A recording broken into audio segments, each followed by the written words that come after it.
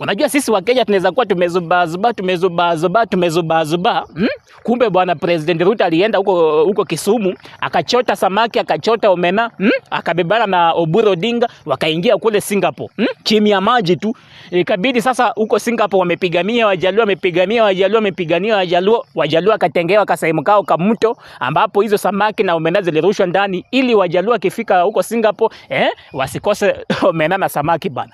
Unajua pia ile strategy. Haya, alafu pia upate kwamba huyo Ruto bado alibebana na Francis Atwoli, akabebana na Musalia Mudavadi, akabebana na Wetangula, wakafika kule Singapore, wakapigania Waluya, Waluya akatengewa kisehemu kikubwa cha kishamba, ambapo bwana wakifika huko wasikose mahali pa kulima mahindi ya ugali bwana. Pia hii ni strategy bwana. Haya, upate bado huyo Ruto bado alibebana na Simba Arati, akabebana na Embarambamba, akabebana na mbegu za ndizi. Wakafika Singapore, ikabidi wamepigania Wakisii, Wakisii wakatengewa kashamba kao kupanda ndizi. Pia wakapigania Wakisii, kama akina Embarambamba, wakatengewa kasehemu kao kufanyia vituko mosmos.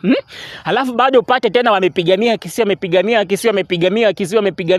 Wakisii tena wakatengewa kasehemu kao kupigia kelele. Naona pia hiyo ni strategy. Haya, upate ya kwamba bado huyu Ruto bado alibebana na Gachagua chini ya maji tu kisirisiri tu.